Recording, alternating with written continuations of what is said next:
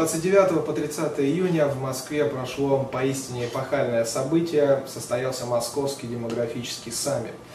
Это именно то мероприятие, которого, наверное, очень долго ждали российские и зарубежные сторонники традиционных семейных ценностей. В первую очередь мне хотелось бы поблагодарить за поддержку и за участие в мероприятии основателей самой идеи, авторов этой идеи, представителей Всемирного конгресса семей, в частности президента Всемирного конгресса семей Алана Карлсона, управляющего директора Лэри Джекобса и директора по коммуникациям Дона Федера. Благодаря им это мероприятие и состоялось. И все доклады, которые прозвучали на нашем саммите, будут опубликованы на сайте демография.ру, а также в англоязычной версии на сайте Всемирного конгресса семей. I suppose they are in policy.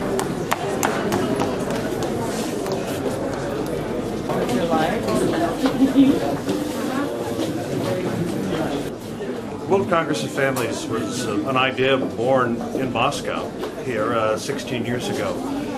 Visiting with Professor Anatoly Antonov and Viktor Vetkov and several others, we resolved that the demographic problems facing both Russia and Eastern Europe and those of the West, Western Europe and the United States and Canada, parts of the 20th century there was great concern over depopulation. Birth rates in the Western world in particular were falling between 1900 and 1940.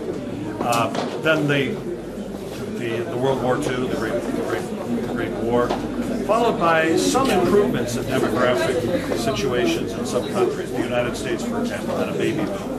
Suddenly people stopped worrying about depopulation. It started, in fact, at that point with growth in populations in the third world, the developing world, because of better health care, because of longer lifespans, suddenly the grave population problem became overpopulation, too many people. And go around existing boundaries. That we were in a new world now. With the collapse of communism, a new order was taking place. And demography was going to be, I think, demographic problems and family problems were to be the central problems facing the future of civilization. So those are some of the causes, both moral and spiritual, as well as material and economic. And I think a response to these has to answer both approach and deal with both. I'll be talking tomorrow about some specific ideas that I've developed, but I think some of the answers are fairly clear. Я очень рад, что Россия включается в мировую дискуссию о будущем семьи.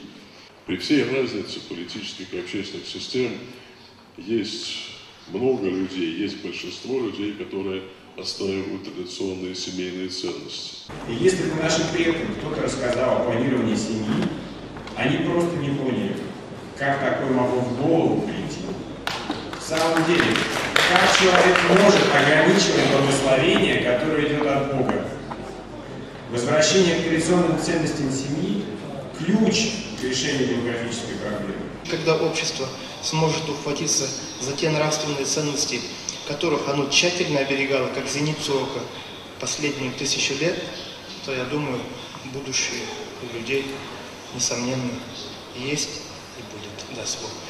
Many countries already losing population, Russia included. This is because of the trend towards falling birth rates, which we now see in countries in every corner of the globe. Rich countries, poor countries, Muslim countries, Christian countries, capitalist countries, socialist countries. It's a global mega trend. I think the biggest single cause is the vast migration of people from the countryside into the city. It's important for the state to provide more benefits to parents, as Russia is already doing, many other countries. Есть такие организации, есть такая идеология, есть такие люди, которые хотят, чтобы можно было убить ребенка, чтобы быть свободным. Они называют это свободу, свободный выбор.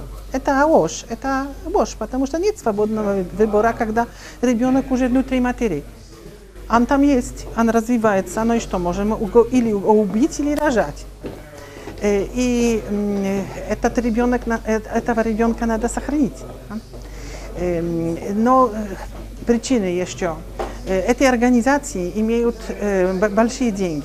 Эти деньги приходят из разных стран, но тоже приходят от фармацевтических фирм, которые зарабатывают на уничтожении плодности и на ранних абортах очень многие деньги. Abortions worldwide, each year 40 to 50 million abortions, around 125,000 a day, and 90 infant heartbeats are snuffed out every minute. In the United States, smoking is a very bad thing. So ignore the cigarette, and we're going to leave the cigarettes aside, and go for alcohol, marijuana. That, you know, all the crime that is attached to all that. Eating more often than not decreases 73% the abuse of alcohol, 191% the use of marijuana. And together we shall forge ahead in the name of life, in the name of the family, in the name of the human race. The married family, the intact married family, mother and father married always, that is the most productive, earns the most, and saves the most. Even if they have a large family over a lifetime, and this was a surprise even to me, over a lifetime they save more than those who have higher income and less children. Actually, the highest crime rates come from the stepmother family. Second highest is the stepfather family, then the single mother family, and then the married family. So broken familyness is the big generator of crime. Essentially, the more the parents are married in happy marriage, the better the children do. And you see that on the sexual. The children of married parents will marry much more. Broken family, the single mother, the divorced family, much more out of wedlock pregnancy, much more abortions, cohabitation that then breaks up and doesn't go to marriage, so a lot of broken family. So broken family, broken marriage leads to broken children, broken future family. God-given natural family, which reflected God's understanding, intention, and purpose for our species and for each and every one of us. Everybody agrees that family is the best environment to raise and educate children. But it is the family upbringing and the values taught by parents that provide children with basic social skills necessary to work with others, earn money, and pay taxes. In the European Union, the birth rate is 1.5, well below the replacement level of 2.1 or 2.16. The myth of overpopulation, which was popularized in the 1960s, is still unfortunately very much alive. It is very much alive in the foreign aid policies of the European Union, of individual European nations. It is very much alive in the foreign aid policy of the United States, where one of the 5 foreign policy goals of the United States, in addition to building democracy and protecting the environment, is population control. This is a major aim of the foreign aid programs of Japan and other countries around the world. And yet, in a world where our primary problem is going to be too few people and too few children, these policies make no sense. Bureaucracies always have inertia. Bureaucrats always continue to do what they've been doing because it's the easy path to take. And that movements, like the overpopulation movement, do not go quietly to their graves. They have billions of dollars at their disposal. They have tens of thousands of employees. And until we cut the funding for these programs and redirect the funding away from population control into maternal health, into reducing infant and child mortality, these programs will continue. По последнему прогнозу ООН, World Population Prospects 2010 года, стало известно, что 42% всего человечества проживает в странах, где коэффициент рождаемости опустился ниже критической отметки, то есть там нет демографического воспроизводства. На самом деле в нашей стране ежегодно делается не 1,3 миллиона абортов, а от 3 до 4. Я хочу напомнить, была великая держава, Византия, православная держава, великая, она стояла более 1000 лет. В преамбуле свода законов ее стояла фраза: «Мощь и сила державы и общества зиждется на двух столпах. На целомудрии и справедливости».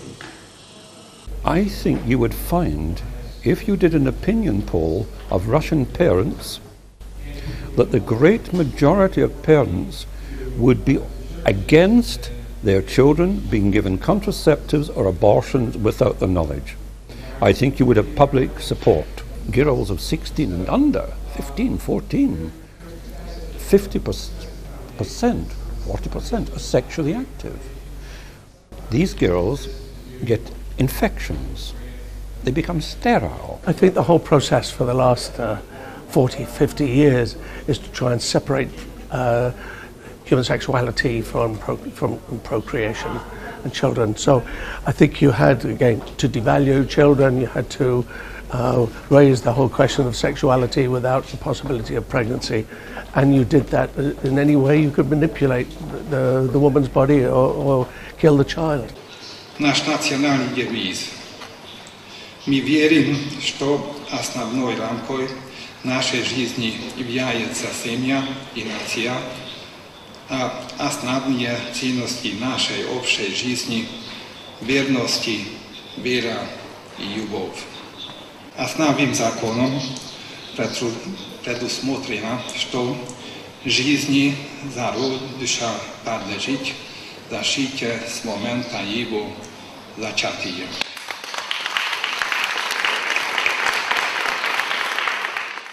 Во все времена семья являлась основой успешного развития общества, залогом стабильности государства, обеспечивая передачу будущим поколениям духовной и культурной традиции. Самым ярким проявлением сокращения рождаемости является как раз увеличение доли однодетных семей. Потому что однодетная семья дает стремительное вымирание населения, уменьшение численности исходного населения наполовину через каждые 25 лет. Это собрание, эта встреча, она имеет уникальный момент. Общение людей, которые, разъезжаясь в свои страны, да, все-таки находятся в некой состоянии, ну, более или менее рутинной повседневности, которая предполагает труд, кропотливый, повседневный, но нужны такие встречи, которые бы давали импульс, вдохновение, создавали бы платформу для расширения вот своего и опыта, и общения. Да, и, конечно же, Конгресс в этом отношении все эти возможности предоставляет. The next World Congress of Families, it is in, it will be in May 25th through the 27th, 2012. We'll hold an event with about 2,000 to 3,000 people in the city of Madrid. We'll hear reports from Russia, from Europe, from Asia, from Latin America, from Africa, and we will again attempt to address not only the demographic issues, but issues such as abortion, divorce, cohabitation. All these things, as we've talked about, are symptoms of the same problem, a worldview that is without God, that is corrupt, that is focused on me and my needs as opposed to what my brothers and sisters need around the world.